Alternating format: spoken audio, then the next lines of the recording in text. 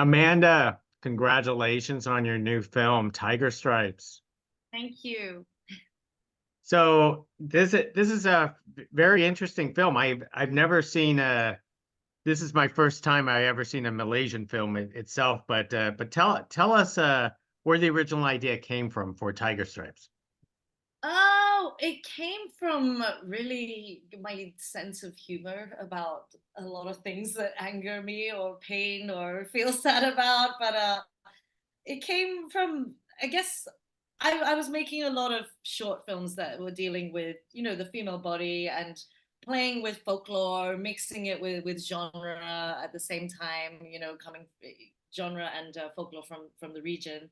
And it just became natural to me for me to discuss, what it's like for a child to turn over overnight by experiencing puberty, by going through puberty, and having all these kind of social expectations suddenly put on her, and the baggage and the struggles that she has to figure out so quickly, and also learning about shame, learning about fear, learning about insecurity. And so that was the part that is of course the serious part of it. But also I remember as a kid really reacting against puberty. I hated my body. I wanted it to go away. I didn't want to change. And at the same time, feeling so uncomfortable about it. And, at a point, maybe the people around me were saying I was acting like a monster. And so, yeah, that sense of humor is like, I want to talk about a girl literally becoming a monster and challenging that notion of what you think a monster is. Yeah. The irony of the story. Now, of course, puberty with teen girls are viewed differently all around the world. How is it viewed out in Malaysia itself? I don't know if it's that different. I think, all teen girls at some point in one way or another learn about hating their own bodies, learn about feeling insecure with many, many things. I think within, like a Malaysian context or a Southeast Asian or Asian context, there are obviously a lot of taboos that are, dealing with the female body, whether you talk about periods, whether you show period blood, whether you talk about these kind of things that are happening to you. I think there's a lot more taboo or shame put on it. But in terms of that, I think in general, like every teen girl is going through a lot of shame and fear in their bodies, no matter where they're from. Yeah. Especially the fact that your film also basically displayed the idea of teen bullying, and it was front and center, that contributed to the character's transformation. Tell us about this, the idea of bullying, especially in schools. Well, it happens all the time. It's like something that you can't even like kind of get a hold of. But I think it's really about, how kids are, they have a lot of fear, right? Look, I keep talking about fear, I keep talking about shame. And I think, acting out on these feelings sometimes can be very violent, can be a fear of, change. And your best friend can be exactly the same as you, and then the next day something new happened to her, and you fear that, you don't want that to happen, and so you want to kind of sometimes react very aggressively against it. And that's really kind of the reasons why, the character Farah does that. It's like I love working with the actor Dina Ezral on this because how she delivered it was a very kind of very fearful, like full of insecurity, full of introvertness when she was bullying Zaffan, and there was this beauty and this kind of sadness to it, and also terrifying, of course. But yeah, it happens though. One day you can be best friends, and the next day everyone doesn't want to talk to you, and you don't even know why sometimes, and that can be really, really traumatic. I think, yeah. Most excellent. Now you said that you some of the local folklore actually influenced you on this. Could you tell us what some of this folklore that did actually influence? Oh, there's a lot. I mean, I think the imagery and the visual language is definitely something that's very Southeast Asian in the folklore, and how we describe our creatures, how we describe our monsters. how a lot of these creatures are very much in relation or tied to nature, to the jungle. So it was using a lot of that imagery, a lot of creatures like the were-tiger, the pontianak, orang bunyan. I'm like naming these characters, but they're all kind of very iconic characters in our horror stories in this culture. And so it's just mixing it together and creating my own new one, basically. Yeah.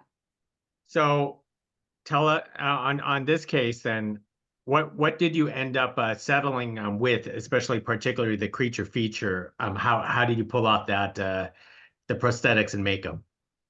Yeah, so that was heavily inspired by a lot of these black and white films coming out of Malaya at the time, when we were under colonial rule. But we had a lot of movie studios here at that time, and so there were horror films in black and white that were kind of based on a lot of our folk tales as well. So it was heavily inspired by the look of these creatures, where it was very old school style prosthetics, kind of weird and bizarre, kind of campy, comical, but also very terrifying and powerful. And that's what our creatures are like. To me, it was always this weird balance of ugly monstrosity, beauty, power, campy, bizarre, and absurd. And so to communicate that with people was really difficult, but showing them, a lot of images that came from here worked a lot better. I mean, our monsters are really, really strange. We have like green colored babies that do your bidding, or we have like women who fly with just heads and dangling entrails, like flying around at night. So it's bizarre, it's strange, and I wanted to kind of have that flavor in the film. And also another thing that was very inspirational were these horror digests called Mastika.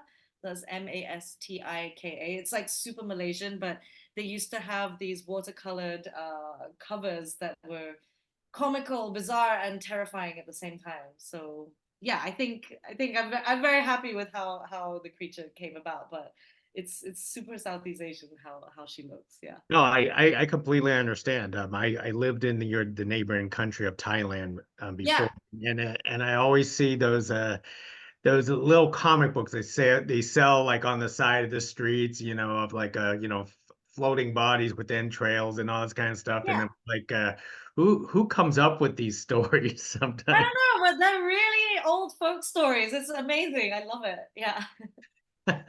So do you consider your film as a horror film, or basically sort of like a comedy of sorts that makes fun of stuff?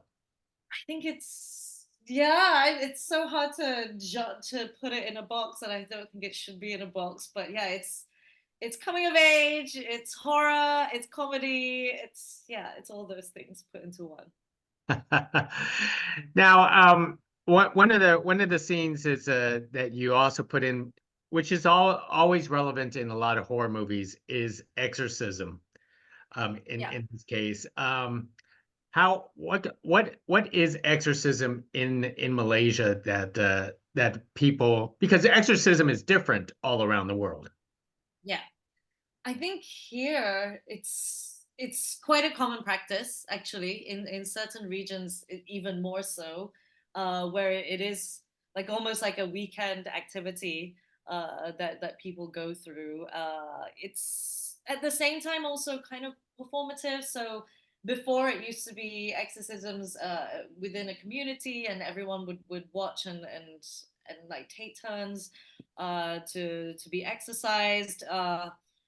It's also a form of abuse sometimes, against queer teenagers as well, especially. But also, it's a form of entertainment as well, because now it's kind of ventured into the world of YouTube and Instagram, and especially TikTok has gone really crazy, where a lot of these shamans or these characters are larger than life, and they're selling products as well.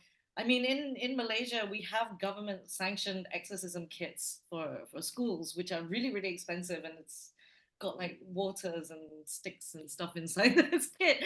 Um, but it's this weird kind of balance of where it's performative and a form of entertainment, especially within social media, but again, very much a belief as well. So like I think in the film, I'm trying to do all of those things, put into one, and so it depends on where you sit and what side your beliefs are on. But like, the character Dr. Rahim, who performs the exorcism, he very much believes what he's doing is right, and at the end of the day, he is dealing with a monster. So it's not like he's not dealing with a monster. So it's, yeah, it's all this like kind of respect for it, but at the same time, it is on social media and TikTok. So yeah. I know it is comical in a way, especially the display to make it public, in something like this was astonishing that you revealed in the film. Yeah, it's like I said, it's performative and a shared experience as well, amongst your community sometimes. Yeah. Now, one of the biggest challenges I'm certain for you was actually to find the right cast, especially the right teen girl to play your character here. Yeah. Tell us how you search high and far for this. It was tough actually. Like we weren't able to search high and far because we were doing it during lockdown.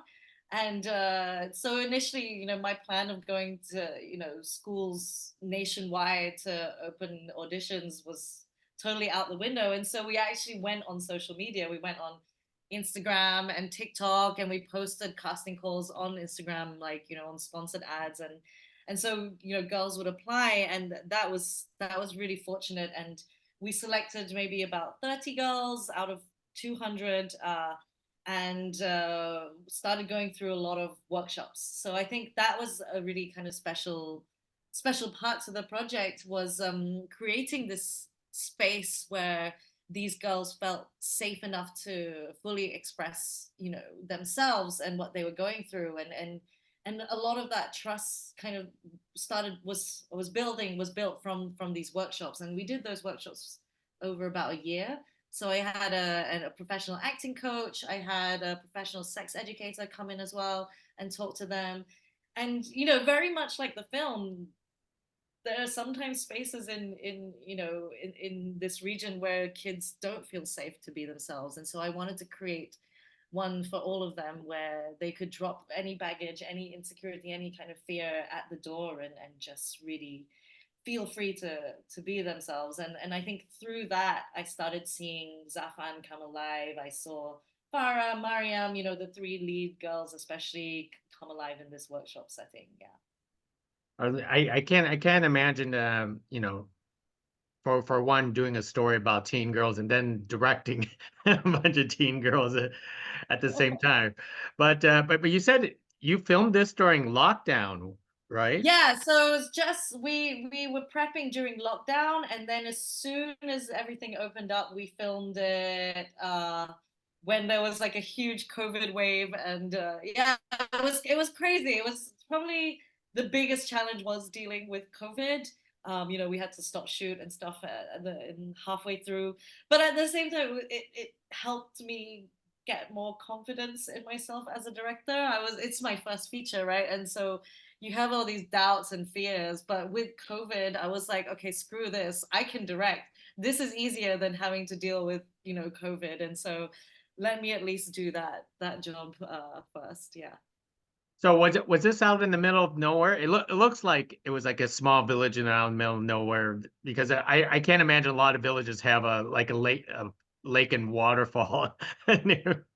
We were really fortunate. There's a village like maybe about 45 minutes away from the city, but of course at the same time we were being very strict, and having a bubble. We were all staying in like the camp where you see where we shot was really where we all stayed for the entire shoot. So it was like a little experience where we were all in it together. And I remember at times there were like floods, we had to stop shoot, and we had no food coming in. We couldn't, like, everything was like all trapped, and we all just kind of bonded and shared like whatever snacks we had for that one night. That was, yeah, it was a weird but really fun bonding experience. And I think, the girls brought such joy and energy on set. And yeah, we actually had a lot of fun in spite of all the challenges we were going through.